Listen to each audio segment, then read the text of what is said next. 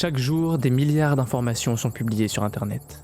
Sans bruit, sans alerte, sans consentement réel. Photos, emails, localisation, identité professionnelle, fragments de vie numérique. Pris isolément, ces éléments semblent anodins. Mais assemblés, ils racontent une histoire complète. Une histoire que vous n'avez peut-être jamais voulu révéler. En cybersécurité, il existe une discipline silencieuse, peu connue du grand public, mais essentielle dans presque toutes les enquêtes modernes. L'OSINT, Open Source Intelligence. Le renseignement basé uniquement sur des sources publiques. Aucune intrusion, aucun malware, aucun piratage, juste la collecte. Et surtout, la corrélation. Dans un centre de cybersécurité, l'OSINT ne sert pas à surveiller des personnes. Il sert à comprendre des environnements numériques, des entreprises, des infrastructures, des menaces, des comportements. Mais dans les mains d'un analyste expérimenté, l'OSINT devient autre chose. Une cartographie complète de la surface numérique d'une cible. Prenons un cas simple. Une entreprise fictive. Appelons-la Nexura Systems par exemple. L'objectif de l'analyse, évaluer son exposition publique. Sans aucune intrusion, seulement avec des sources ouvertes. La première phase, la collecte. La première étape est toujours la même, collecter. Les analystes commencent par ce qui est visible. Les domaines publics de l'entreprise, employés sur LinkedIn, les dépôts GitHub publics, les sous-domaines indexés, les documents accessibles. Chaque élément est légalement accessible, mais déjà, un premier schéma apparaît. La deuxième phase, les premiers liens. Un email professionnel est trouvé sur un dépôt GitHub.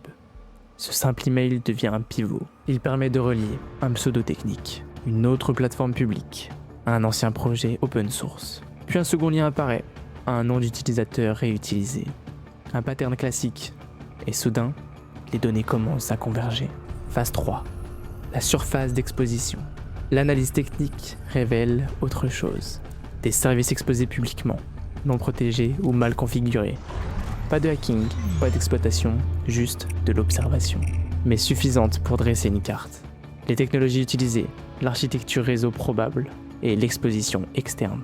La quatrième phase, la corrélation. C'est ici que l'OSINT devient une discipline analytique. Chaque donnée seule ne signifie rien. Mais ensemble, elle raconte une structure, une organisation interne, des habitudes de travail, des dépenses techniques et parfois même des erreurs humaines répétées. La cinquième phase, l'élément humain. La technologie ne parle pas seule, les humains laissent des traces. Toujours. Un développeur poste un projet personnel, un autre mentionne une stack technique, un employé partage une capture d'écran, un détail dans un CV révèle un outil interne. Rien n'est illégal, mais tout est exploitable en analyse. Ce que voit un analyste OSINT, ce n'est pas des individus, ce n'est pas des profils, c'est un système vivant. Une cartographie dynamique de données publiques interconnectées, avec ses forces et ses failles. Mais cette discipline a une frontière invisible mais essentielle, l'éthique. L'OSINT n'est pas conçu pour observer des personnes, il est conçu pour analyser des systèmes et dans un cadre professionnel. Chaque donnée doit être justifiée, chaque collecte doit avoir un objectif. Chaque analyse doit rester proportionnée. Alors comment se former en OSINT ? Devenir analyste OSINT ne repose pas sur un outil, mais sur une combinaison de compétences. 3 piliers essentiels. La fondation technique. Réseau, système, web. Maîtriser des sources ouvertes. Recherche avancée, base publique. Analyse de données. Analyse et raisonnement. La capacité à relier ce qui, à première vue, ne semble pas connecté. Les outils utilisés en entreprise. Le moteur de recherche avancé. Analyse DNS. Les plateformes de threat intelligence. Les outils de corrélation graphique. Le monitoring de fuites publiques. Mais aucun de tous ces outils ne remplace l'analyse humaine. Internet n'oublie pas. Il accumule, il relie, il structure. Et dans ce flux constant d'informations, l'OSINT ne crée pas de nouvelles données. Il révèle ce qui a toujours été là.